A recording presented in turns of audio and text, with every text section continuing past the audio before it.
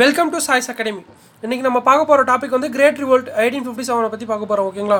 So இந்த great revolt யார் யாருக்குன்னு நடந்துச்சு, இந்த கிரேட் ரிவோல்ட்டில் யார் யாரெல்லாம் பார்ட்டிசிபேட் பண்ணாங்கன்னு பார்த்தீங்கன்னா sepoys, zamindars, peasants, traders, artisans, pandits, maulvis etcetera. ஓகேங்களா? ஸோ ஃபஸ்ட்டு ஸ்டார்ட் பண்ணுறவங்க என்னென்னா இவங்க வந்து சிப்பாய்ஸ் தான் வந்து ஸ்டார்ட் பண்ணுறாங்க. ஓகேங்களா?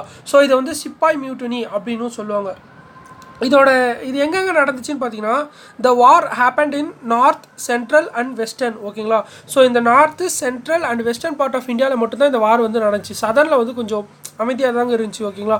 எந்த டைமில் இருந்தால் அந்த 1857 டைமில் சதனில் கொஞ்சம் அமைதியாக இருந்துச்சு. ஸோ த சிப்பாய் started the war and farmers, urban artisans, religious elites, zamindars, landlords and princes were participated in this war. ஓகேங்களா? ஸோ அந்த சிப்பாய் ஸ்டார்ட் பண்ணதுக்கு அப்புறமா அவங்க கூட நம்ம சப்போர்ட் பண்ணணும்னு சொல்லிட்டு ஒருத்தராக உள்ளே என்ட்ரி ஆகிறாங்க. ஓகேங்களா? ஸோ யாருன்னு பார்த்தீங்கன்னா ஃபார்மர்ஸ் வந்து நார்மலாக உள்ளே என்ட்ரி ஆகிறாங்க. எதுக்காகனா அவங்களோட டேக்ஸ் வந்து ரொம்ப அதிகமாக இருக்குன்றதுனால. அது மட்டும் இல்லாமல் ஆர்டிஷியன்ஸ்லாம் வராங்க. அவங்க எதுக்கு வராங்கன்னா அவங்களோட ஹேண்டிகிராஃப்ட்ஸ்லாம் ப்ரொடக்ஷன் பண்ணுறாங்க. பார்த்தீங்களா? இவங்க வந்து பிரிட்டிஷ்லேருந்து இம்போர்ட் பண்ணுறதுனால இவங்களோட ஹேண்டிகிராஃப்ட்ஸ்க்கான மதிப்பு வந்து குறைஞ்சி போகுது. ஸோ அதை எதிர்த்து இது பண்ணணும்னு சொல்லிட்டு அவங்க கூட சப்போர்ட் பண்ணுறாங்க. அதுக்கடுத்து ரிலீஜியஸ் எலைட்ஸ் பண்ணுறாங்கன்னா ரிலீஜியஸ் பேஸ்டு ஆக்ட்ஸ்லாம் கொஞ்சம் கொண்டு வரதுனால அதனால் அவங்க உள்ளே வராங்க. ஜமீன்தார்ஸ் என்ன பண்ணுறாங்கன்னா அந்த டேக்ஸ் டேரெக்டாக அவங்க கண்ட்ரோல் பண்ணுறதுனால இவங்களோட மதிப்பு வந்து குறைஞ்சி போயிடுதுன்ட்டு ஜமீன்தார்ஸ் பண்ணுறாங்க.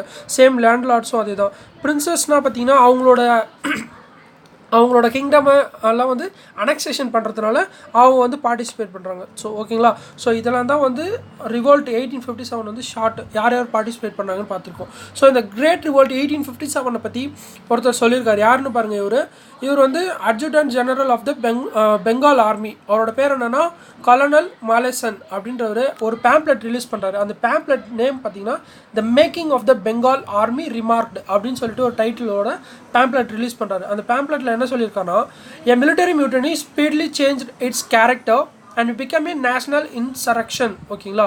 ஸோ இந்த நேஷ்னல் இன்சரக்ஷன்னா ஒன்றும் இல்லைங்க, நேஷ்னல் அதாவது இன்சரக்ஷன்னா கிளர்ச்சி. ஓகேங்களா? ஸோ ரெபலியன்ஸை வந்து உருவாக்குறாங்க. பார்த்தீங்களா? ஸோ அதை தான் வந்து சொல்கிறாங்க. ஓகேங்களா? ஸோ ஒரு மிலிட்டரி சிப்பாய் ஸ்டார்ட் பண்ண ஒரு ரெபல்லியன், அந்த ரிவோல்ட் வந்து மக்கள் எல்லோரும் ஒன்று சேர்ந்து ஒரு நேஷ்னல் ரிவோல்ட்டாக சேஞ்ச் ஆச்சுன்றதை வந்து அழகாக சொல்லியிருக்காரு. ஓகேங்களா? ஸோ நெக்ஸ்ட் பாருங்கள், இது எதனாலன்னு பார்த்தீங்கன்னா அனெக்சேஷன் பண்ணுறாங்க. பார்த்தீங்களா? அதனாலையும் ரிஃபார்மிங் ஜீல் ஆஃப் டலௌசிஸ், இதெல்லாம் வந்து இதனோட ரீசன்ஸ். நெக்ஸ்ட்டு பார்த்தீங்கன்னா க்ரீஸ்டு கேட்ரேஜஸ். ஓகேங்களா? ஸோ இந்த க்ரீஸ்டு கேட்ரேஜஸ் வந்து மிலிட்டரி சிப்பாய்ஸ்லாம் யூஸ் பண்ணணும் அப்படின்னு சொன்னதுனால இது வந்து இந்த ரிவோல்ட் வந்து ஸ்டார்ட் ஆச்சு. ஸோ இந்த ரிவோல்ட்டை பற்றி ஒரு சிலர்லாம் என்னென்ன ஹிஸ்டாரியன்ஸ்லாம் என்னென்ன சொல்லியிருக்காங்கன்னு பாருங்கள். எட்வர்ட் ஜான் தாம்சன் அவர் என்ன சொல்லியிருக்காருன்னா as largely a real war of independence. So அவர் இந்த எட்வர்ட் ஜான் தாமஸ் வந்து இது வந்து ஒரு ரியல் லார்ஜ் இண்டிபெண்டன்ஸ்னு சொல்கிறாரு. நெக்ஸ்ட்டு பார்த்தீங்கன்னா விடி சவர்கார் அப்படின்றவர் என்ன சொல்கிறாருன்னா த வார் ஆஃப் இந்தியன் இண்டிபெண்டன்ஸ் அப்படின்னு சொல்லிட்டு 1909 பப்ளிஷ் பண்ணியிருக்காரு. ஓகேங்களா? ஸோ நெக்ஸ்ட்டு பார்த்தீங்கன்னா இங்கிலீஷ் எஜுகேட்டட் மிடில் கிளாஸ்லாம் வந்து இதில் வந்து பார்ட்டிசிபேட்டே பண்ணலங்க. ஓகேங்களா?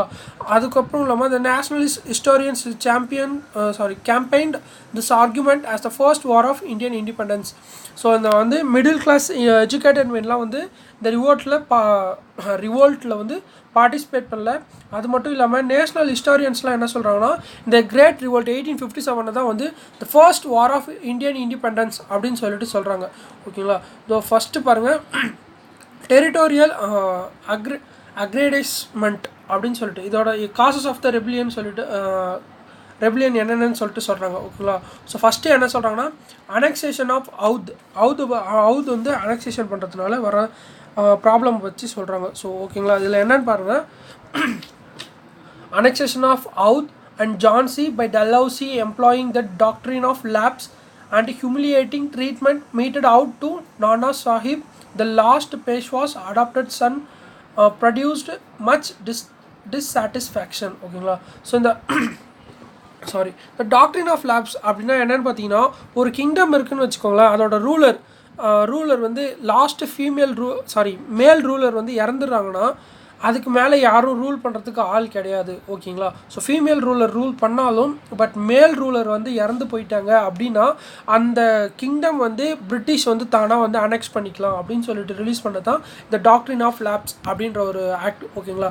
ஸோ இதை வந்து நிறைய பேர் வந்து எதிர்த்தாங்க ஓகேங்களா. அப்படி அனெக்ஸ் பண்ண ஃபஸ்ட்டு எதுன்னு பார்த்தீங்கன்னா அவுத் அனெக்ஸ் பண்ணாங்க. அடுத்து ஜான்சி இந்த மாதிரி நிறைய கண்டினியூஸாக அனெக்ஸ் பண்ண ஸ்டார்ட் பண்ணிட்டாங்க. ஸோ இந்த அனெக்ஸேஷன்லாம் வந்து இந்தியன்ஸ்க்கு வந்து நிறைய பிடிக்கவே இல்லை. எதனாலன்னு பார்த்தீங்கன்னா அவங்களோட கிங்ஸ்லாம் வந்து அவங்க மதிப்பிற்குரியவங்களாம் நினச்சவங்களை வந்து அவங்க ரொம்ப பேடாக ட்ரீட் பண்ணுறாங்க அப்படின்னு சொல்லிட்டு அவங்களுக்கு பிடிக்கல ஓகேங்களா. ஸோ இதை வந்து என்னென்னு பார்த்தீங்கன்னா இந்த wake of the Indian commission 1852 appointed by the Bombay government to enquire into the cases of land held rent free without authority அப்படின்னு சொல்லிட்டு இந்த கேஸை வந்து பாம்பே கவர்மெண்ட் வந்து விசாரிக்கிறதுக்காக இனாம் கமிஷன் அப்படின்னு சொல்லிட்டு 1852 வந்து ஒன்று போடுறாங்க ஓகேங்களா. ஸோ இந்த இதில் என்ன பண்ணாங்கன்னா மோர் தென் 21,000 எஸ்டேட்ஸ் வந்து கன்கொயர் பண்ணிட்டாங்க. யாருன்னா பிரிட்டிஷர்ஸ் ஓகேங்களா. ஸோ இந்த அனெக்ஸ்டு லேண்ட்னால என்ன ப்ராப்ளம் வருது அப்படின்னு பார்த்தீங்கன்னா அங்கே இருக்காங்க பார்த்தீங்களா இந்த தாலுக்தார்ஸ் அப்படின்னா யாருன்னா பார்த்தீங்கன்னா இந்த ஜமீன்தார் மாதிரி தான் ஓகேங்களா. ஸோ அவங்க தான் வந்து ரெவன்யூ கலெக்டர்ஸ். அந்த ரெவன்யூ கலெக்டர்ஸ் தான் வந்து ரொம்ப அஃபெக்ட் ஆகுறாங்க. எதனாலனா இவங்க அனெக்ஸ் பண்ணிட்டாங்கன்னா அதோட இப்போ ஒரு கிங்டம் வந்து அவங்க வந்து அப்பாயிண்ட் பண்ணவங்க தான் தாலுக்தார்ஸ் ஓகேங்களா. ஸோ இந்த அவுது எக்ஸாம்பிளுக்கு எடுத்துக்கோங்க. அந்த அவுதில் வந்து தாலுக்தார்ஸ் இருக்காங்க. அவங்க ரெவன்யூஸ் எல்லாம் கலெக்ட் பண்ணி அவங்க ஒரு ஷேர் எடுத்துக்கிட்டு அவுதுக்கு மீதி ரெவன்யூவை பே பண்ணிவிடுவாங்க. பட் இந்த அனெக்சேஷனுக்கு அப்புறமா கம்பெனி ரூல் வந்ததுனால அவங்க டைரெக்டாக ரெவன்யூஸ் எல்லாமே கம்பெனியே எடுத்துக்கிட்டாங்க. ஸோ இதனால் இந்த தாலுக்தார்ஸ்லாம் வந்து ரொம்ப அஃபெக்ட் ஆனாங்க. ஸோ இவங்கெல்லாம் வந்து லேட்டராக ரெபிலியன்ஸ் அதாவது சிப்பாய்ஸ் கூட வந்து ஜாயின் பண்ணிக்கிட்டாங்க ஓகேங்களா. ஸோ நெக்ஸ்ட்டு பார்த்தீங்கன்னா oppressive land revenue systems. The rate of land revenue was heavy when compared with farmer settlements. Prior to the British, Indian rulers collected revenue only when land was cultivated. So இந்த land ரெவன்யூஸ்லாம் எப்படி இருக்குது பார்த்தீங்கன்னா அவங்க வந்து ரொம்ப அதிகமாக collect பண்ண ஆரம்பிச்சிட்டாங்க. இதுக்கு முன்னாடி இருந்தவங்களோட இவங்க ரொம்ப அதிகமாக கலெக்ட் பண்ண ஆரம்பிச்சிட்டாங்க. யாருன்னு பார்த்தீங்கன்னா ஈஸ்ட் இந்தியன் கம்பெனி ஓகேங்களா. ஸோ இவங்க வந்து எப்படி சொல்கிறாங்கன்னா இந்தியன் ரூலர்ஸ்லாம் வந்து ஜஸ்ட் எந்த லேண்டில் கல்டிவேபிள் லேண்ட்ஸ்க்கு மட்டும்தான் வந்து டேக்ஸ் வாங்கினாங்க. பட் இவங்க அப்படி கிடையாதுங்க. கல்டிவேபிள் நான் கல்டிவேபிள் எல்லாத்துக்குமே போட்டு பொதுவாக அதை லேண்ட் ரெவன்யூன்னு சொல்லாமல் அதை வந்து ஒரு ரெண்ட் மாதிரி தான் கலெக்ட் பண்ணாங்க ஓகேங்களா. ஸோ இந்த இதனால் வந்து என்ன ஆச்சுன்னா நிறைய பேரால் வந்து இந்த டேக்ஸஸ்லாம் பே பண்ண முடியாமல் போயிடுச்சு. ஸோ இதை காரணமாக வச்சுட்டு அவங்களோட லேண்டை எல்லாமே வந்து கம்பெனியை வந்து அனெக்ஸ் பண்ண ஸ்டார்ட் பண்ணிட்டாங்க ஓகேங்களா. ஸோ இது மூலிமா அதோட ப்ரைஸ் ஆஃப் அக்ரிகல்ச்சர் கமோடிட்டிஸ்லாம் வந்து ரொம்ப அதிகமாகிடுச்சு. இது அதிகமானதுனால பெசன்ஸ்னால அவங்களோட அந்த நார்மல் புவர் பீப்புளெலாம் அதை வாங்க முடியாமல் ரொம்ப கஷ்டப்பட்டாங்க ஓகேங்களா. So the first half of 9th century and இந்த absence of any remission or relief from the colonial state. So அவங்களோட இந்த ஃபர்ஸ்ட் ஹாஃபில் வந்து ரொம்ப கஷ்டப்பட்டாங்க இந்த காலோனியல் அக்ரிஷன்னால் ஓகேங்களா. ஸோ நெக்ஸ்ட்டு பார்த்தீங்கன்னா alienation of Muslim aristocracy and intelligentsia ஓகேங்களா. ஸோ இந்த முஸ்லீம்ஸ்லாம் பார்த்தீங்கன்னா இதுக்கு முன்னாடி இருந்தவங்க அந்த முகல் எம்பரர் பார்த்திங்கோங்க. அதுக்கு முன்னாடி பார்த்தீங்கன்னா சுல்தான்ஸ் எல்லாமே வந்து முஸ்லீம்ஸ் தான் நிறையா இருந்தாங்க ஓகேங்களா. ஸோ அவங்களாம் வந்து நிறைய பப்ளிக் சர்வன்ஸாக தான் ஒர்க் பண்ணிகிட்டு இருந்தாங்க. ஸோ இவங்க வந்து எப்படின்னு பார்த்தீங்கன்னா ஒரு கமாண்டர் சீஃப் கமாண்டராக இருப்பாங்க. அப்படி இல்லைன்னா எப்படி சொல்கிறது ஒரு மினிஸ்டர்ஸ் இருக்காங்க பார்த்தீங்களா கவுன்சில் ஆஃப் மினிஸ்டர்ஸ் அந்த மாதிரி இடத்துல வந்து இவங்க நல்ல ஒரு போஸ்டிங்கில் இருந்தாங்க. பட் இவங்க வந்த பிறகு இங்கிலீஷ் வந்த பிறகு இவங்க வந்து ரொம்பவே சஃபர் ஆக ஆரம்பிச்சிட்டாங்க. எப்படின்னு பார்த்தீங்கன்னா அந்த லாங்குவேஜ் இருக்குது பார்த்தீங்களா இந்த வெஸ்டர்ன் லாங்குவேஜஸ் வந்து இந்த முஸ்லீம்ஸ்க்கு வந்து ரொம்ப ட்ராபேக் ஆகிப்போச்சு. இவங்க வந்து எப்பயுமே பர்ஷியன் லாங்குவேஜ் தான் வந்து ஃபாலோ பண்ணுவாங்க. பட் இங்கிலீஷ் வந்ததுனால இவங்களால சரியாக அந்த அளவுக்கு எப்படி சொல்கிறது அந்த இங்கிலீஷ் லாங்குவேஜில் இவங்களோட வெல்வர்ஸ்டாக இருக்க முடியல. ஸோ இது வந்து அவங்க முஸ்லீம்ஸ்க்கு வந்து ரொம்ப ட்ராபேக்காக இருந்துச்சு. அதனால் பாருங்கள் the abolition of Persian language in the law courts and the admission into the public service by examination decrease the Muslims chances of official employment. So இந்த பர்ஷியன் லாங்குவேஜ் வந்து அஃபிஷியல் லாங்குவேஜாக சேஞ்ச் பண்ணதுனால முஸ்லீம்களால் அவங்க recruit பண்ணுறது வந்து exam conduct பண்ணாங்க. So அந்த எக்ஸாம்லாம் இவங்களால கிளியர் பண்ண முடியாமல் இவங்களால வந்து அஃபிஷியல் அதை அந்த ஹையர் போஸ்டிங் ஆஃபீஸர்ஸ் கிரேடுக்கு வந்து இவங்க கரெக்டாக வேலைக்கு போக முடியல ஓகேங்களா. ஸோ இந்த ஆக்ட் ஒன்று 1856 வந்து ஒன்று போடுறாங்க. என்னென்னு பார்த்தீங்கன்னா ரிலீஜியஸ் ஆக்ட் ஒன்று ஓகேங்களா. So act of 1856 providing for enrolment of high caste men as sepoys in the Bengal army stipulated that future recruits give up martial carriers or their cash scruples scruples ஓகேங்களா. So இந்த act என்ன சொல்லுதுன்னு பார்த்தீங்கன்னா abolition of இது மட்டும் இல்லாமல் அதாவது general ஒரு நிமிஷம் அதாவது 1856 பார்த்தீங்கன்னா லார்ட் கேனிங் வந்து ஒரு ஆக்ட் வந்து பாஸ் பண்ணுறாரு. என்னென்னு பார்த்தீங்கன்னா ஜென்ரல் சர்வீஸ் என்லிஸ்ட்மெண்ட் ஆக்ட் அப்படின்னு சொல்லிட்டு ஒன்று பண்ணுறாரு. அது மட்டும் இல்லாமல் அது கூடவே என்னென்ன பண்ணுறாங்கன்னா அபாலிஷன் ஆஃப் சக்தி அதாவது 1829 ஒன்று பண்ணுறாங்க. Legalisation of remarriage of Hindu widows அப்படி ஒரு act. Next prohibition of infanticide were viewed as interference in religious beliefs ஓகேங்களா. ஸோ இந்த ரிலீஜியஸ் பிலீஃப்ஸ் ஸோ அந்த நிறைய பேர் வந்து நம்ம இந்தியாவில் வந்து பார்த்திங்கன்னா ரிலீஜியஸ் மேலே நிறையா பட்டு வச்சுருப்பாங்க. அவங்க வந்து ஒரு குறிப்பிட்ட கோட்பாடுகளை வந்து ஃபாலோ பண்ணிக்கிட்டே வருவாங்க. அந்த ஒவ்வொன்றுத்தையும் வந்து இங்கிலீஷ் வந்து ஒரு ஆக்ட் மூலயமா சேஞ்ச் பண்ணிக்கிட்டே வந்தாங்க ஓகேங்களா. ஸோ இதில் ஃபஸ்ட்டு என்னென்னு பார்த்தீங்கன்னா அபாலிஷன் ஆஃப் சக்தி. அந்த சக்தின்றதை வந்து ஃபாலோ பண்ணக்கூடாது அப்படின்னு சொன்னாங்க. நெக்ஸ்ட்டு வந்து விடோ ரீமேரேஜ்லாம் வந்து பண்ணிக்கலாம், அதனால் லீகல் அப்படின்னு சொல்லிட்டாங்க. அதுக்கப்புறமா வந்து சைல்டு மேரேஜஸ்லாம் வந்து அபாலிஷன் பண்ணாங்க ஓகேங்களா. அதுக்கடுத்து பார்த்திங்கன்னா பெண் குழந்தைகளை வந்து இது பண்ணக்கூடாது, அதாவது கொல்லக்கூடாது அப்படின்னு சொல்லிட்டு இவங்க நிறையா வந்து பாசிட்டிவ் இது தான் பண்ணியிருக்காங்க. பட் இவங்க வந்து ரிலீஜியஸ் பேஸ்டு இது வந்து எங்கள் மதத்தை நீங்கள் வந்து அவமதிக்கிற மாதிரி இருக்குது அப்படின்னு சொல்லிட்டு நிறைய பேர் இதை வந்து எதிர்த்தாங்க ஓகேங்களா. ஸோ இதுக்கு முன்னாடி பார்த்தீங்கன்னா 1815 வந்து ஒன்று பண்ணுறாரு ஓகேங்களா. லெக்ஸ் லோக்கி ஆக்ட் அப்படின்றது வந்து பாஸ் பண்ணுறாங்க. எதுக்குன்னு பார்த்தீங்கன்னா கிறிஸ்டியானிட்டிக்காக சேஞ்ச் பண்ணணும். நிறைய பேர் வந்து ஹிந்துஸாக இருக்கட்டும் முஸ்லீமாக இருக்கட்டும் அவங்கள வந்து கிறிஸ்டியானிட்டிக்கு சேஞ்ச் பண்ணணும் அப்படின்னு சொல்லிட்டு இந்த லோக்கி ஆக்டை வந்து 1850 வந்து பாஸ் பண்ணுறாங்க ஓகேங்களா. So religious sentiments of the sepoys Hindus and Muslims were outraged when information spread that fat of cows and pigs was used in the greased cartridges. The Indian sepoys were to buy them before loading the new Royal Enfield. So ஒன்று இந்த Royal Enfield கம்பெனிலேருந்து ஒரு புதுசாக ஒரு துப்பாக்கி வந்து release பண்ணுறாங்க ஓகேங்களா. ஸோ அந்த புல்லட்ஸ்லாம் வந்து என்ன பண்ணுறாங்கன்னா அது சாஃப்டாக ஸ்மூத்தாக வந்து அந்த ஃபயர் ஆகணும் அப்படின்னு சொல்லிட்டு அதை வந்து ஃபேட்டு அதாவது எதோட ஃபேட் யூஸ் பண்ணிக்கிறாங்கன்னா கவுஸ் அண்ட் பிக் பன்னி மற்றும் மாட்டோட கொழுப்பு வந்து அதில் தடவி வச்சுருப்பாங்க ஓகேங்களா. ஸோ இந்த சிப்பாய்ஸ்லாம் என்ன பண்ணணும்னா அதை வாயில் கடிச்சு தான் வந்து அதில் லோட் பண்ணணும். லோட் பண்ணுறதுக்கு முன்னாடி அந்த புல்லட்ஸ்லாம் வந்து வாயில் கடிச்சு தான் உள்ளே வச்சு லோட் பண்ணணும். ஸோ இதை வந்து முஸ்லீம்ஸ்க்கு வந்து பன்னி வந்து பிடிக்காது ஓகேங்களா. ஸோ இவங்க ஹிந்துஸ் வந்து கவ்வை வந்து ஒரு ரிலீஜியஸ் அவங்கள வந்து கும்பிட்ற மாதிரி சாமியமாக கும்பிடுவாங்க ஓகேங்களா. இவங்க ரெண்டு பேருக்குமே இது பிடிக்காது. ஸோ இதனால் வந்து அதை நாங்கள் யூஸ் பண்ண மாட்டோம் அப்படின்னு சொல்லிட்டு நிறைய பேர் அப்போஸ் பண்ணுவாங்க ஓகேங்களா. ஸோ இந்த அப்போஸ் பண்ணுறதுனால தான் வந்து ஃபஸ்ட்டு ஸ்டார்ட் ஆகுது ஓகே இந்த கிரேட் ரிவோல்ட்டுன்றது வந்து ஸ்டார்ட் ஆகுது ஓகேங்களா.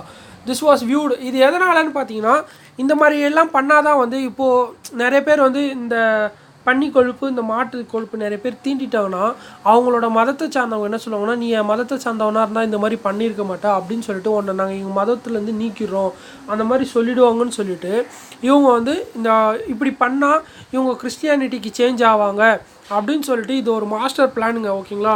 ஸோ பாருங்கள் எந்த அளவுக்கு வெயிட்டாக பண்ணியிருக்காங்க.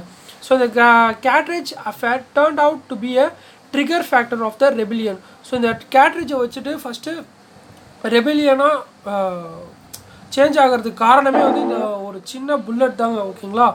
ஸோ கோசஸ் ஆஃப் ரிவோல்ட் என்னன்னு பார்த்தீங்கன்னா the rebellion first began as a mutiny in Barrackpore near Calcutta. So ஓகேங்களா வெஸ்ட் பெங்காலில் தான் வந்து ஃபஸ்ட்டு பாரக்பூர்ன்றத மங்கள் பாண்டே ஸ்டார்ட் பண்ணுறாரு. எப்போன்னு பார்த்தீங்கன்னா அவர் 1857 ஒரு ஜான்வரி அப்போது அவர் பிரிட்டிஷ் ஆஃபீஸரை வந்து கொண்டுறாரு ஓகேங்களா. ஸோ அப்போ தான் வந்து ஃபஸ்ட்டு பிரேக் ஆகுது. ஸோ மீரூட்டில் பார்த்தீங்கன்னா 58 கிலோமீட்டர்ஸ் ஃப்ரம் டெல்லி ஓகேங்களா. அந்த மீரூட் வந்து 58 கிலோமீட்டர்ஸ் ஃப்ரம் டெல்லி. அங்கே என்ன பண்ணுறாங்கன்னா 90 சிப்பாய்ஸ் இருக்காங்க. அவங்க வந்து இந்த கேட்ரேஜை வந்து நாங்கள் யூஸ் பண்ண மாட்டோம். 90 சிப்பாய்ஸ் ஒர்க் பண்ணுற இடத்த தேர் வேர் ஒன்லி 5 ஒபேட் த ஆர்டர்ஸ் ஓகேங்களா. ஸோ 5 பேர் மட்டும் நாங்கள் யூஸ் பண்ணுறோம் அப்படின்னு சொல்லிட்டு அக்செப்ட் பண்ணாங்க. பட் மீதி இருக்க 85 பேர் நாங்கள் யூஸ் பண்ண மாட்டோம் அப்படின்னு சொல்லிட்டு அப்போஸ் பண்ணி அந்த ரெபிலியனை ஸ்டார்ட் பண்ண ஆரம்பிச்சிட்டாங்க ஓகேங்களா. ஸோ 10th May அவங்க என்ன பண்ணுறாங்கன்னா 3 sepoys regiments revolted killed their officers and released those who had been imprisoned. ஓகேங்களா. ஸோ 10th மே அப்போது அவங்க என்ன பண்ணுறாங்கன்னா, அவங்க இதுக்கு முன்னாடி அரெஸ்ட் பண்ணி வச்சுருந்தாங்க பார்த்தீங்களா, அவங்களெல்லாம் ரிலீஸ் பண்ணணுன்றதுக்காக அவங்களோட ஆஃபீஸர்ஸ் எல்லாம் வந்து கொலை பண்ணிவிட்டு அந்த சிறை பிடிச்சி வச்சுருந்த எல்லாரையும் வந்து ரிலீஸ் பண்ணிடுறாங்க. நெக்ஸ்ட் டேவே வந்து இவங்க எல்லோரும் வந்து டெல்லிக்கு போயிடுறாங்க. ஓகேங்களா. ஸோ டெல்லிக்கு போயிட்டு என்ன பண்ணுறாங்கன்னா, அங்கே பகதூர் ஷா 2 இருக்கார். ஓகேங்களா. சரி, பகதூர் ஷா 2 இருக்கார். அவர் வந்து நீங்கள் தான் வந்து எங்களுக்கு கிங்காக இருக்கணும், ஹெட்டாக இருக்கணும் அப்படின்னு சொல்லிட்டு ரெக்வஸ்ட் பண்ணுறாங்க. ஓகேங்களா. ஸோ அவங்களும் வந்து அவரும் வந்து நாங்கள் ஓகே நான் அக்செப்ட் பண்ணிக்கிறாரு. அவங்க வந்து ரெபிலியன்ஸ்லாம் கேட்குறாங்க அப்படின்னு சொல்லிட்டு, சிப்பாய்ஸ்லாம் கேட்குறாங்கன்னு சொல்லிட்டு அந்த பகதூர் ஷா 2 வந்து ஆஸ் எம்பரராக ஒத்துக்கிறாரு. ஓகேங்களா. So by June revolt had spread to Rohilla land, but the whole countryside was in rebellion. ஓகேங்களா. ஸோ ஜூன் மாதம் வந்து ரோஹிலா லேண்ட் வரைக்கும் இந்த இது பரவிடுது. அதனால் வந்து இந்த ஹோல் கண்ட்ரி ஃபுல்லாகவே இந்த ரெபிலியன்ஸ்க்கு வந்து சப்போர்ட்டிவ்ஸ் நிறையா கிடைக்க ஆரம்பிச்சது. ஓகேங்களா. ஸோ பகதூர் கான் அவர் என்ன பண்ணுறாரு பாருங்கள், proclaimed himself the viceroy of the emperor of India. So இந்த கான் பகதூர் கானுக்கு அடுத்து பார்த்தீங்கன்னா பந்தல்கேண்ட், அதுக்கப்புறம் என்டையர் டோப் ரீஜன்ஸ் எல்லாமே வந்து பிரிட்டிஷ்க்கு அகேன்ஸ்ட் ஆகிட்டாங்க. ஓகேங்களா. ஸோ அதுக்கப்புறம் பார்த்தீங்கன்னா Jhansi Europeans were massacred and Lakshmi Bai aged 22 was enthroned. In Kanpur, Nana Sahib led the rebels. About 125 English women and their children along with English officers were killed and their bodies were thrown into a well. ஓகேங்களா. So அந்த ஜான்சியில் வந்து ராணி லக்ஷ்மி பாய் வந்து British எதிர்த்து இது பண்ணுறாங்க. கான்பூரில் வந்து நானா சாஹிப் வந்து ரிபல் பண்ணுறாரு. இந்த நானா சாஹிப் என்ன பண்ணிடுறாருன்னா, இங்கிலீஷ் உமன் மற்றும் குழந்தைங்க ஆஃபீஸர்ஸ் மொத்தமாக வந்து 125 பேர் வந்து கொண்டுடுறாரு. ஓகேங்களா. ஸோ இது வந்து பிரிட்டிஷ் வந்து ரொம்பவே கோவப்பட்டுருது. இதை தான் வந்து இந்த 125 பேரை கொண்டுறாங்க பார்த்தீங்களா, இதை வந்து கான்பூர் மசாக்கர் அப்படின்னு சொல்லிட்டு சொல்கிறாங்க. This incident anger the British and general Henry Havelock அப்படின்றவர் வந்து ரொம்ப கோவப்படுத்திது. ஓகேங்களா. ஸோ அதுக்கப்புறமா அவர் என்ன பண்ணுறாருன்னா, நானா சாஹிப்பை வந்து கொலை பண்ணிடுறாரு. அவங்களோட ஆர்மியை சென்ட் பண்ணி அவரை கொலை பண்ணிடுறாரு. ஓகேங்களா. ஸோ நெயில் அவர் யாருன்னு பார்த்தீங்கன்னா, who was left there took terrible vengeance and those who he regarded as guilty were executed. So இந்த ஆஃபீஸர் நெயில்ன்றவர் வந்து அங்கேயே விட்டுட்டு போகிறாரு கான்பூர்லேயே. ஓகேங்களா. ஸோ இந்த மசாக்கருக்கு, அந்த கான்பூர் மசாக்கருக்கு யாரெல்லாம் காரணமாக இருந்தாங்களோ அவங்களெல்லாம் பிடிச்சி எல்லாரையும் வந்து கொன்னுட சொல்கிறாரு. ஓகேங்களா. ஸோ நெக்ஸ்ட் நவம்பரில் பார்த்தீங்கன்னா தாந்தியா தோப் அவர் வந்து கான்பூர் கைப்பற்றிடுறாரு. பட் அதை திருப்பி கேம்பல்ன்றவர் வந்து திருப்பி ரெக்கவர் பண்ணிடுறாரு. ஓகேங்களா. ஸோ நெக்ஸ்ட்டு பார்த்தீங்கன்னா Lucknow residency defended by Henry Lawrence fell into the hands of rebels. Havelock march towards Lucknow after டிவிட்டிங் Nana Sahib, but he had to retire. இப்போ ஜூலையில் என்ன பண்ணுறாங்கன்னா, John Nicholson sent by John Lawrence to capture Delhi succeeded in capturing Delhi. Bahadur Shah 2 now became a prisoner and his 2 sons and grandson were shot dead after their surrender. Next அவுதுலேருந்து என்ன ரெசிஸ்டன்ஸ்னு பார்த்தீங்கன்னா, அந்த அதை எப்படி அவங்க அனெக்ஸ் பண்ணுறாங்கன்னா, இங்கே வந்து பார்த்தீங்கன்னா ஃபேமிலி, அதாவது நவாப் வாஜித் அலி ஷா அப்படின்றவர் இருக்காங்க. ஓகேங்களா. ஸோ இந்த நவாப் வாஜித் அலி ஷா வந்து பிரிட்டிஷ் கூட 100 வருஷமான ஃப்ரெண்ட்ஷிப் வந்து மெயின்டைன் பண்ணுறாங்க. எப்போலேருந்து பார்த்தீங்கன்னா battle of Plassey, battle of Buxar அப்போலேருந்தே வந்து ஃப்ரெண்ட்ஷிப் வந்து மெயின்டைன் பண்ணுறாங்க. இப்போ டல்ஹவுசி, இப்போ அந்த அவுத்தில் இவங்க யார் இருக்காங்கன்னா, நவாப் வாஜித் அலி ஷாவும் டல்ஹவுசி யாருன்னா கவர்னர் ஜென்ரலாகவும் இருக்காங்க. ஓகேங்களா. ஸோ இந்த டாக்ட்ரின் ஆஃப் லேப்ஸ் வந்து போட்டுடுறாரு.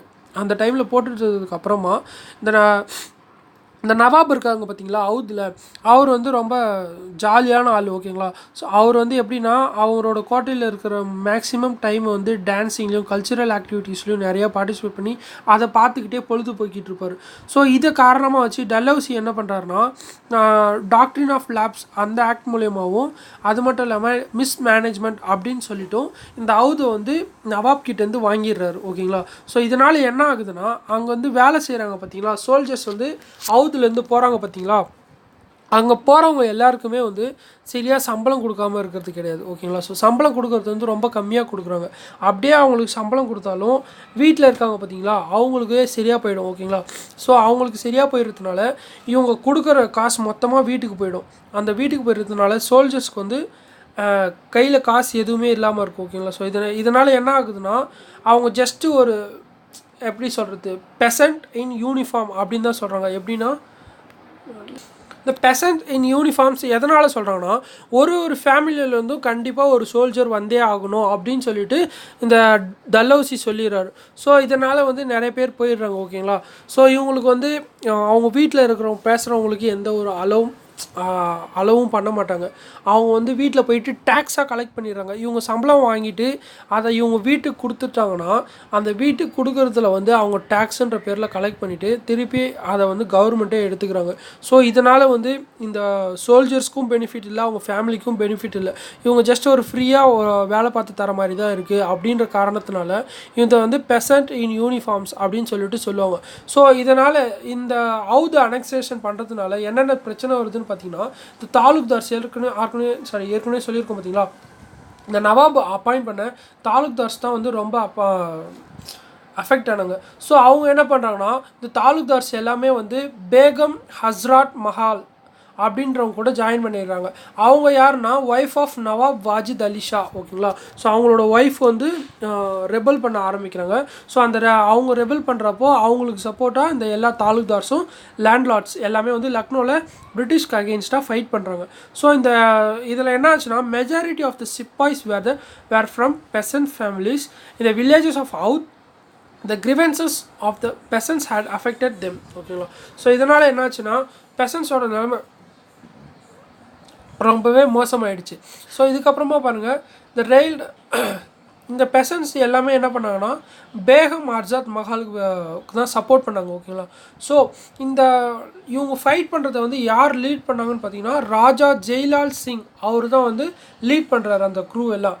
தே fought against the British forces and seized control of Lucknow and she declared her son Birjis Qadr as the ruler Wali of Awadh அப்படின்றவங்க ஓகேங்களா. ஸோ நெயில் அதுக்கப்புறம் என்ன பண்ணுறாருன்னா, அவர் கான்பூரில் அவரை கொண்டுடுறாங்க ஓகேங்களா. ஸோ நெயிலை வந்து கொண்டுட்டதுக்கப்புறமா லக்னோ எப்போ திருப்பி பிரிட்டிஷ் கேப்சர் பண்ணுறாங்கன்னா மே 1858 வந்து கேப்சர் பண்ணுறாங்க. ஸோ இந்த நெயில்ஸ் அந்த ஆஃபீஸரை பற்றி கொஞ்சம் சொல்லியிருக்காங்க. நெயில்ஸ் ஸ்டாச்சு வந்து மவுண்ட் ரோட்டில் இருந்திருக்கு சென்னையில். ஸோ இதை எல்லாத்தையும் அந்த ஸ்டாச்சுவை பார்த்துட்டு இந்தியன் நேஷ்னலிஸ்ட்லாம் இருக்காங்க பார்த்தீங்களா, ரொம்பவே கோபம் அடைஞ்சு அந்த ஸ்டாச்சுவை எடுத்து எங்கே வச்சுருக்காங்கன்னா மெட்ராஸ் மியூசியமில் வச்சுருக்காங்க. இது எப்போ பண்ணாங்கன்னு பார்த்தீங்கன்னா, ராஜாஜி வந்து காங்கிரஸ் சீஃப் மினிஸ்டராக இருக்கிறப்போ இதை பண்ணியிருக்காங்க ஓகேங்களா. ஸோ இந்த ஜான்சியில் வந்து ரெபல் பண்ணாங்க பார்த்தீங்களா, ராணி லக்ஷ்மி பாய், அவங்கள வந்து யார் சப்ரஸ் பண்ணாங்கன்னா ஹியூஜ் ரோஸ் அப்படின்றவர் வந்து அவங்கள டிஃபீட் பண்ணிட்டாங்க. அது மட்டும் இல்லாமல் தாந்தியா தோப்பையும் வந்து ஏப்ரல்லே வந்து டிஃபீட் பண்ணிடுறாங்க. இந்த ராணி லக்ஷ்மி பாய் வந்து குவாலியரை கேப்சர் பண்ணுறாங்க. பட் லேட்டர் ஆன் அதையும் ரீகேப்சர் பண்ணி அவங்கள கொண்டுடுறாங்க ஓகேங்களா. ஸோ இந்த ரோஸ் வந்து ராணி லக்ஷ்மி பாய் வந்து ரொம்ப bravest and best military leader of the rebels அப்படின்னு சொல்லியிருக்காங்க. ஸோ அந்த குவாலியரை ரீகேப்சர் பண்ணிடுறாங்க. July 1858 Canning announced the suppression of the mutiny ஓகேங்களா. ஸோ 1858 அந்த 1857 மியூட்டினி வந்து சப்ரேஷன் பண்ணியாச்சுன்னுட்டு அனௌன்ஸ் பண்ணிடுறாரு ஓகேங்களா. அது மட்டும் இல்லாமல் பீஸ்லாம் வந்து ரீஸ்டோர் பண்ணிடுறாங்க. ஏப்ரல் 1859 வந்து தாந்தியா தோப்பு வந்து கொண்டுடுறாங்க ஓகேங்களா.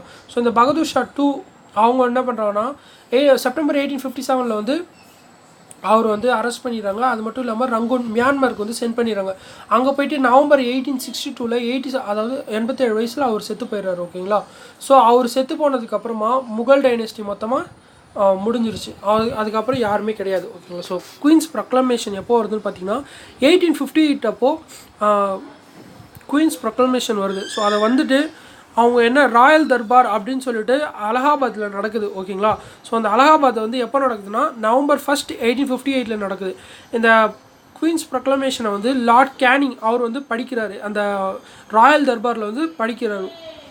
இவர் தான் வந்து last governor general of India and the first viceroy of India ஓகேங்களா. ஸோ லாஸ்ட் கவர்னர் ஜெனரல் வந்து Lord Canning and first viceroy வந்து லார்ட் கேனிங் ஓகேங்களா. So India would be governed by and in the same of the British monarchy through a secretary of states ஓகேங்களா. So இந்த க்ரௌனுக்கு கீழே போனதுக்கு அப்புறமா இந்த பிரிட்டிஷ் மொனார்கி வந்து டைரெக்டாக யார் கவர்ன் பண்ணுவாங்கன்னு அவங்க சார்பாக யார் வருவாங்கன்னு பார்த்தீங்கன்னா செக்ரட்டரி ஆஃப் ஸ்டேட் வந்து பார்த்துக்குவாங்க அப்படின்னு சொல்கிறாங்க. இந்த செக்ரட்டரி ஆஃப் ஸ்டேட்ஸ்லாம் வந்து கவுன்சில் ஆஃப் இந்தியா அப்படின்னு ஒரு 15 பேர் கொண்ட குழு வந்து இவங்களுக்கு அசிஸ்ட் பண்ணுவாங்க அப்படின்னு சொல்லிட்டு இந்த ப்ரொக்ளமேஷனில் சொல்லிடுறாங்க. அது மட்டும் இல்லாமல் ஈஸ்ட் கம்பெனி ரூல் இருந்துச்சு பார்த்தீங்களா, அந்த நேரத்தில் court of directors and board of control அப்படின்னு சொல்லிட்டு ஒன்று க்ரியேட் பண்ணியிருந்தாங்க. அதெல்லாம் வந்து அபாலிஷ் பண்ணிடுறாங்க. அதோட Crown and Parliament became constitutionally responsible for the governance of India. The separate army of the East India Company was abolished and merged with that of Crown. ஓகேங்களா. So east India வந்து create பண்ண எல்லா போஸ்டிங்ஸையும் வந்து cancel பண்ணிவிட்டு அது எல்லாத்தையும் வந்து புதுசாக க்ரௌனுக்கு கீழே வந்து கொண்டு வந்துடுறாங்க. அதோட அவங்களோட எல்லா ஆர்மியையும் வந்து க்ரௌனுக்கு கீழே மர்ஜ் பண்ணிடுறாங்க. அது மட்டும் இல்லாமல் 1861 வந்து கவுன்சில் ஆக்ட் வந்து ரிலீஸ் பண்ணுறாங்க, ஆக்ட் வந்து பாஸ் பண்ணுறாங்க. அதில் என்ன சொல்கிறாங்கன்னா இந்தியன் நாமினேஷன் வேணும், அதாவது பார்லிமெண்ட்டில் வந்து இந்தியன்ஸுக்கும் இடம் கொடுக்கணும் அப்படின்னு சொல்லிட்டு சொல்கிறாங்க. எதனாலன்னு பார்த்தீங்கன்னா லெஜிஸ்லேட்டிவ் கவுன்சில் ஆஃப் 1853 வந்து வெறும் யூரோப்பியன்ஸ் மட்டும்தான் இருந்தாங்க. இதனால் என்ன ஆகுதுன்னா இந்தியன்ஸோட ஒப்பீனியன்ஸ் வந்து யாரும் கண்டுக்கிறதே இல்லை. ஸோ இந்தியன்ஸும் கொஞ்சம் உள்ளே இருந்தாங்க தான் அவங்களோட ஒப்பீனியன் என்னன்னு சொல்லிட்டு நம்ம கேட்டு அதுபடி நடக்க முடியும்னு சொல்லிட்டு 1861 கவுன்சில் ஆக்டில் வந்து இந்தியன் நாமினேஷனை வந்து இன்ட்ரடியூஸ் பண்ணுறாங்க. ஓகேங்களா. ஸோ அது மட்டும் இல்லாமல் இந்த டாக்ட்ரின் ஆஃப் லேப்ஸ் அந்த பாலிசி ஆஃப் அனெக்சேஷன் வந்து கேன்சல் பண்ணிடுறாங்க. எ ஜென்ரல் அம்னெஸ்டி பேடன், அதாவது மன்னிப்பு யாருக்கு கொடுக்குறாங்கன்னா இந்த ரெபல்ஸ் யாரையும் கொல்லாமல் பிரிட்டிஷ் ஆஃபீஸர்ஸ்லாம் கொல்லாமல் வெறும் போரில் மட்டும் கலந்துக்கிட்டாங்க பார்த்தீங்களா, அவங்க எல்லாத்தையும் மன்னிச்சு ரிலீஸ் பண்ணிடுறாங்க. பட் யாரெல்லாம் வந்து மிலிட்டரி ஆஃபீஸர்ஸ்லாம் கொலை பண்ணாங்களோ அவங்களுக்கு வந்து டைரெக்டாக எப்படி சொல்கிறது ஜட்ஜ்மெண்ட் சொல்லிடுறாங்க, அவங்க எல்லாரையும் வந்து கொண்டுட சொல்லி. ஓகேங்களா. ஸோ அதுக்கடுத்து பார்த்தீங்கன்னா ரோட்வேஸ், ரயில்வேஸ், டெலிகிராஃப்ஸ் அண்ட் இரிகேஷன் சிஸ்டம்ஸ்லாம் வந்து நிறைய இன்ட்ரடியூஸ் பண்ணுறாங்க. அதோட hopes of revival of the past diminished and traditional structure of India society began to break down. A westernized English education வந்து உள்ளே இன்ட்ரடியூஸ் பண்ணுறாங்க. ஸோ ஓகேங்களா. ஸோ இதுதான் வந்து கிரேட் ரிவோல்ட். இதை வந்து இப்போ ஷார்ட்டாக கொஞ்சம் பார்த்துடலாம். ஓகேங்களா. So reason for great revolt பார்த்தீங்கன்னா introduction of new Enfield rifle. ஓகேங்களா. ஸோ அதில் வந்து என்ன பண்ணுறாங்கன்னா அதில் வந்து ஒரு புது கேட்ரேஜ், அதாவது கவுஸ் அண்டு பிக் ஃபேட் தடவை கேட்ரேஜ் ரிலீஸ் பண்ணுறதுனால அது ஒரு ஃபஸ்ட்டு ரீசன். நெக்ஸ்ட்டு பார்த்தீங்கன்னா இந்த mixing of bone dust in atta. இது எப்போன்னு பார்த்தீங்கன்னா ஆஃப்கன் வார் ஒன்று நடக்கும். ஓகேங்களா. அது எப்போன்னு பாருங்கள், இந்த 1838 to 42 வந்து ஆப்கானிஸ்தானுக்கு அகேன்ஸ்டாக வந்து பிரிட்டிஷ் வந்து சண்டை போடுவாங்க. அந்த சண்டையில் வந்து நம்ம ஹெவியாக லாஸ் ஆகிடுவோம். ஓகேங்களா. ஸோ அவங்க வந்து ரிட்டர்ன் வரப்போ நிறைய சோல்ஜர்ஸ்க்கு வந்து சாப்பாடு இருக்காது. ஸோ அதனால் என்ன பண்ணுவோம்னா கோதுமை மாவு இருக்குது பார்த்தீங்களா, வெறும் சப்பாத்தி மட்டுமே வந்து அந்த ஏரியாலலாம் நிறைய கோதுமை தான் விளைஞ்சிருக்கிறதுனால கோதுமை தான் வந்து கொடுத்துக்கிட்டு இருந்தாங்க. பட் நிறைய பிராமின்ஸ்லாம் வந்து என்ன பண்ணுறாங்கன்னா அவங்க நான்வெஜ்ஜே சாப்பிட மாட்டாங்க, அவங்களுக்கு வந்து சண்டை போட சத்து இல்லை அப்படின்னு சொல்லிட்டு அதில் வந்து எலும்பு இருக்குது பார்த்தீங்களா, அந்த எலும்பை வந்து நல்லா பவுடர் ஆக்கி கோதுமை மாவு கூட கலந்து அவங்கள வந்து சாப்பிட வச்சாங்க அவங்களுக்கே தெரியாமல். ஸோ இது தெரிஞ்ச உடனே இதுவையும் சேர்த்து ரெபல் பண்ண ஆரம்பிச்சிட்டாங்க. ஓகேங்களா. ஸோ செகண்ட் ரீசன் பார்த்தீங்கன்னா mixing of bone dust in atta. ஓகேங்களா. தேர்டு பார்த்தீங்கன்னா restriction on caste and sectarian marks presence of the Christian missionaries. So already Vellore மியூட்டினியில் வந்த மாதிரி அவங்க வந்து எந்த ஒரு ரிலீஜியஸ் மார்க்ஸும் அவங்க மேலே இருக்கக்கூடாது, பியர்டு இருக்கக்கூடாது, முஸ்டக்ஸ்லாம் இருக்கக்கூடாது, எல்லாம் க்ளீன் ஷேவ் பண்ணிடணும் அப்படின்னு சொல்லிட்டு சொன்னதுனால அது ஒரு ப்ராப்ளமாக தேர்ட் ரீசனாக இருந்துச்சு. ஃபோர்த்து பார்த்தீங்கன்னா நோ ஃபாரின் சர்வீஸ் அலவுன்சஸ். ஓகேங்களா.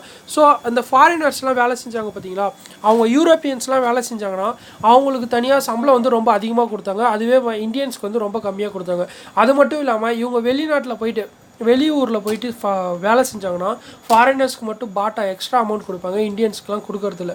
இதோட ஜென்ரல் சர்வீஸ் என்லிஸ்ட்மெண்ட் அப்படின்னு சொல்லிட்டு ஒரு ஆக்ட் பாஸ் பண்ணுறாங்க பார்த்தீங்களா. ஸோ அந்த ஆக்ட் படி என்னென்னா பிரிட்டிஷ் எந்த நேரத்தில் அதாவது எங்கே கூப்பிட்டாலும் இந்தியன் ட்ரூப்ஸ் எல்லாருமே வந்து அங்கே போகணும் அப்படின்னு சொல்லிட்டு சொல்கிறாங்க. ஸோ இவங்களுக்கு என்னென்னா ஆஸ் பர் தர்மசாஸ்திரா படி என்ன சொல்கிறாங்கன்னா பிராமின்ஸ் நிறைய பேர் வந்து ஹிந்துஸ் வந்து கடலை தாண்டி போகக்கூடாது, அப்படி தாண்டி போனாங்கன்னா அது வந்து ஒரு பெரிய பாவம், அவங்க வந்து இந்த பிராமண ஹிந்துஸே கிடையாது, அவங்க ஹிந்துஸில் வந்து ஒதுக்கப்படுவாங்க அப்படின்னு சொல்லிட்டு ஒரு ரூல் இருக்குது. ஓகேங்களா. ஸோ இதனால் என்ன பண்ணுறாங்கன்னா நிறையா வந்து இந்த ஜென்ரல் சர்வீஸ் என்லிஸ்ட்மெண்ட் வந்து ஒத்துக்கவே இல்லை, கடலை கடந்து போகிறதுக்கு ஒத்துக்கவே இல்லை. அப்படி ஒத்துக்குனாங்கன்னா அவங்க வந்து ஃபேமிலியிலேருந்தோ அந்த சமுதாயத்துலேருந்து ஒதுக்கி வைக்கப்படுவாங்க அப்படின்னு சொல்லிட்டு தர்மசாஸ்திராவில் இருக்கிறதுனால அந்த சோல்ஜர்ஸ்லாம் வந்து ரெபல் பண்ண ஆரம்பித்தாங்க. ஓகேங்களா. நெக்ஸ்ட்டு பார்த்தீங்கன்னா அதுக்கடுத்து இந்த அனெக்சேஷன்ஸ்லாம் வந்து வருது. அதோட ரிலீஜியஸ் என்லைட்ஸ் என்னென்னு பார்த்தீங்கன்னா கிறிஸ்டியன் மிஷனரிஸ் உள்ள, அதாவது கிறிஸ்டியன்ஸாக கன்வெர்ட் பண்ணணும் அப்படின்னு சொல்கிறது. நெக்ஸ்ட் வந்து சோஷியல் லெஜிஸ்லேஷன்ஸ் என்னென்னு பார்த்தீங்கன்னா abolition of sati, widow remarriage act, abolition of child marriage. Next third பார்த்தீங்கன்னா woman education. Next tax on mosque and temple. So அதோட இந்த ரிலீஜியஸ்க்கு பார்த்தீங்கன்னா மாஸ்க்குக்கும் டெம்பிள்ஸ்க்கும் வந்து டேக்ஸ் வந்து இப்போ கலெக்ட் பண்ணுறாங்க. அதோட religious disabilities act 1856 Lord Dalhousie வந்து போடுறாரு. என்னென்னா change of religion doesn't debar a son from inheriting the father properties. So இவர் என்ன சொல்கிறாருன்னா, நிறைய பேர் வந்து இப்போ ஹிந்துலேருந்து கிறிஸ்டியனுக்கோ இல்லை முஸ்லீம்லேருந்து ஏதாவது ஒரு மதத்துக்கு சேஞ்ச் ஆனால் அவங்களோட பெற்றவங்க சொத்துலேருந்து பேரண்ட்ஸோட சொத்துலேருந்து பங்கு கிடையாது அப்படின்னு சொல்லிட்டு சொல்லியிருக்காங்க. பட் இதை இவர் என்ன பண்ணுறாருனா டலௌசி ரிலீஜியஸ் டிசபிலிட்டிஸ் ஆக்ட் அப்படின்னு சொல்லிட்டு ஒன்று பாஸ் பண்ணிவிட்டு நீங்கள் எந்த மதத்தில் சேஞ்ச் பண்ணாலும் உங்களோட பேரண்ட்ஸ்கிட்ட இருந்து உங்களுக்கு சொத்துக்கு கண்டிப்பாக உரிமை இருக்குது அப்படின்னு சொல்லிட்டு இவர் சொல்கிறது. இவர் எதுக்கு இப்படி சொல்கிறாருன்னா எல்லாருமே கிறிஸ்டியானிட்டிக்கு சேஞ்ச் ஆகணும் அப்படின்னு சொல்லிட்டு பாசிட்டிவாக நிறையா வந்து சொல்கிறாரு. ஓகேங்களா. ஸோ இதுதான் வந்து 1857 ரோல்ட்டு. ஓகேங்களா. So thank you.